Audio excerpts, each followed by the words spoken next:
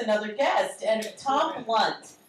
You know, I really thank you for coming because I just saw you in my chair. Five guys interviewing Louise Lasser, who is tonight, again, she's having her film, is that right? Yeah, in 1978, Louise Lasser, who's the star of Mary Hartman on TV, she wrote a made-for-TV movie called Just Me and You, starring Charles Grodin and herself as an oddly paired duo who go on a cross-country road trip.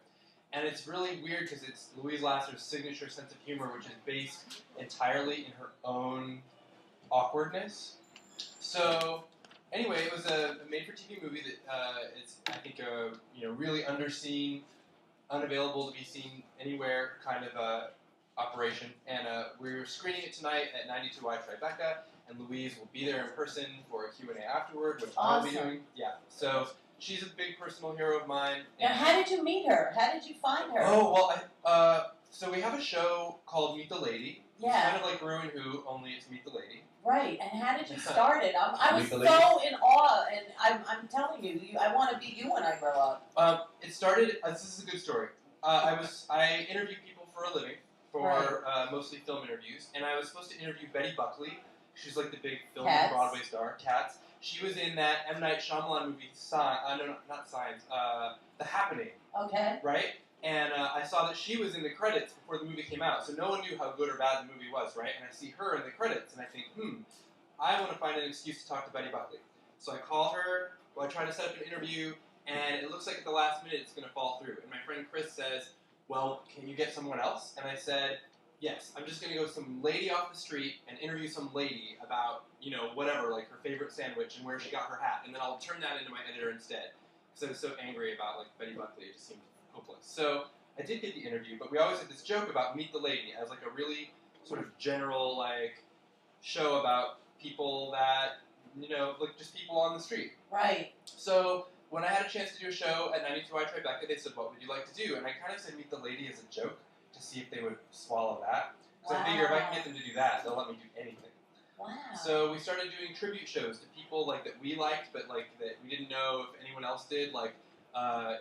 Ima Sumac, who would fit in really well here because of the tiki thing going on here, and old film stars and people like Brett Summers from Match Game. Yes. We had an entire Brett she's Summers. Still around? No, she died in the early 2000s, but we had a whole tribute show for Brett Summers, and we had Okay. Oh, wow, that's a lot louder. See? But this one is just as loud to me. People just don't talk right. That's amazing. All right. Well, anyway, we did a whole show. We showed her episode of Battlestar Galactica. We showed a bunch of Match Game stuff, and we got the guy, the musical director who helped her put together a kind of a cabaret show about her life when she was very old. Yeah, I don't want to cut you off, and I'm really curious about Brett Summers and all that, and I remember I can talk forever. No, but how did you fall into this? You look so young. Like how in the world did you turn into this Oprah? Well, I'm not that young.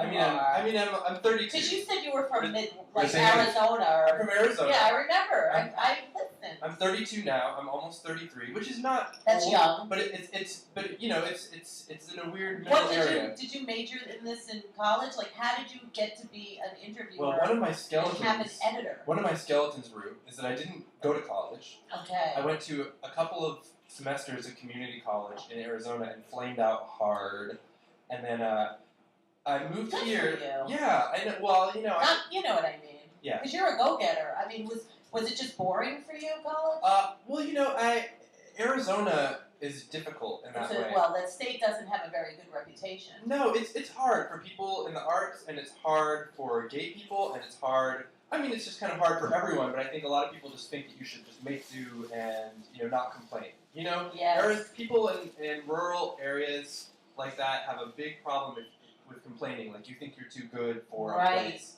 And you know what? I'm not too good for Arizona, but but it didn't fit. But it was not a good fit. It was killing me. Yeah. So I moved here to write, and so what was your dream? Writing? Well, writing what?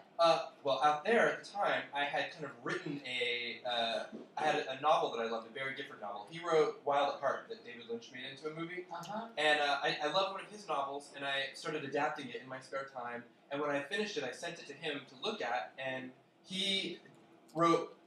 He really liked it. He wrote back and wanted to work on it with me. But he was like, how did you find him? well, you can. Well, okay, if I have one talent in the world, it is getting in touch with people. And how do you? I can get to anyone. Really? Yeah, I don't know. It's. When you finish, I'll read your. Oh, I really want you to. Yeah. So wait, just give him your birthday now. So my we can birthday look is up while April 7th. you're... April 7th. All right. So okay. you keep talking.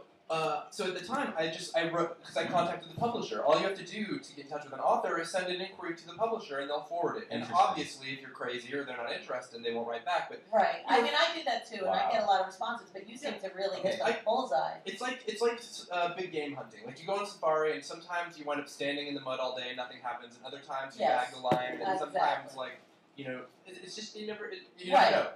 So anyway, He wanted to work on that. He wanted to work on it, and then fast. I reached out to. There was a song in the script, and I don't know how to write music, so I was really interested in Jill Sobule at the time. I know. I've interviewed her. Oh, really? Yes, I have. Well, I wrote to her and asked her if she would write a song for the show. So what was her funny song?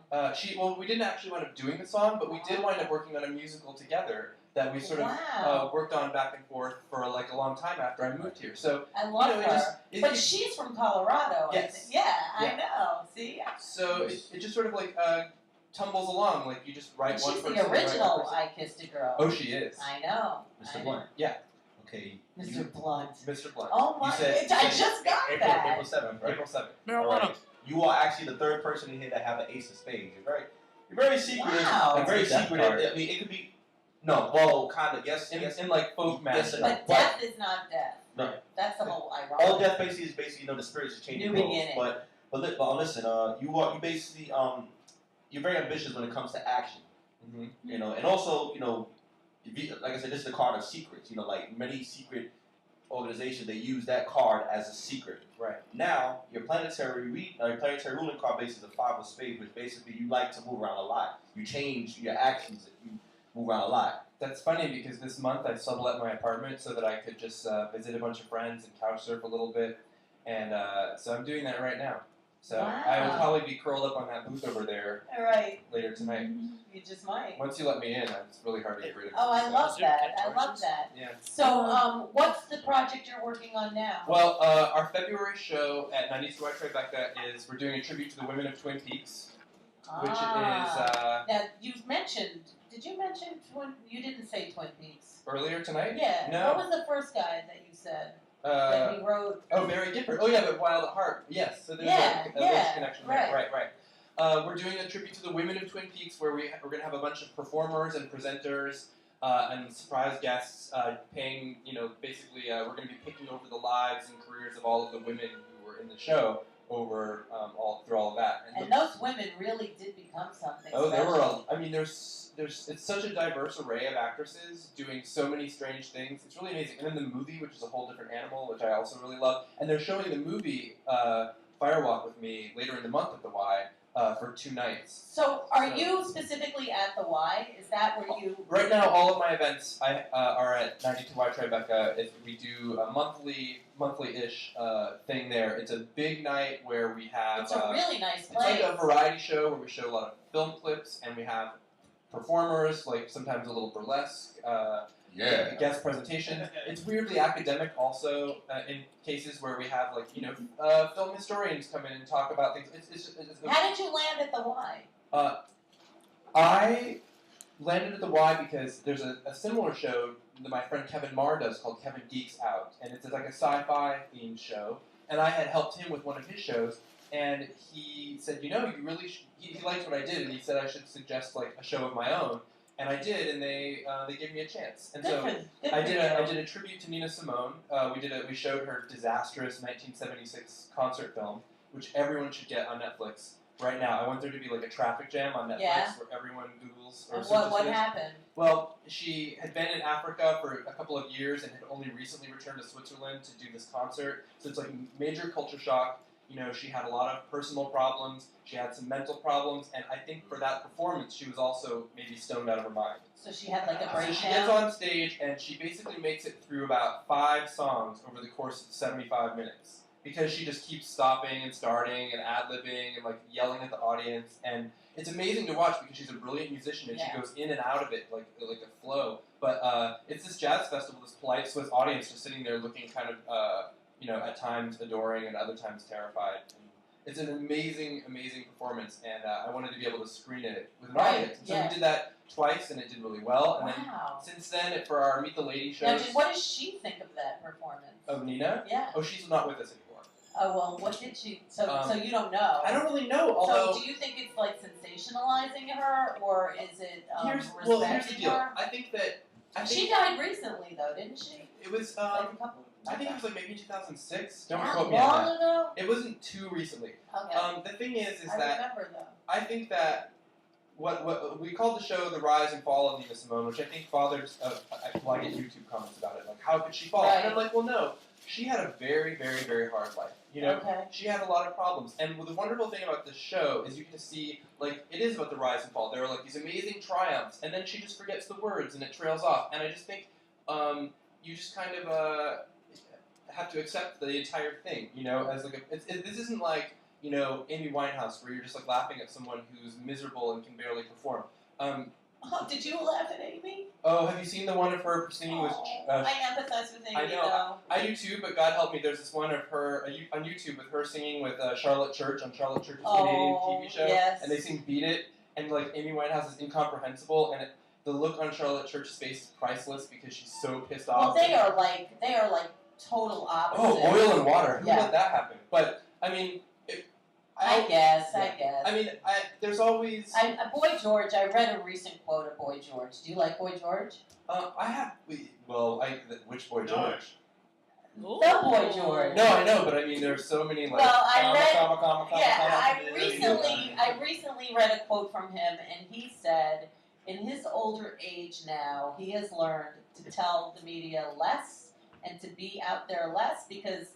They really ripped him up, and he said he never didn't give them anything to not use. Like, you know, he took, like, responsibility that, like, he did it, so they're gonna freaking trash it. Right. But, and then I think after that he got busted again. I don't know. I don't know. I feel like every time you step out onto a stage or you put yourself out there, it's a brave act, you know? Yeah. And it's amazing to me that you cannot control what people do with it once you put it out there. Right. And that's why you see all these people, these older performers who put stuff out there in the past, and now it gets pulled up and remixed, and they're not happy with it.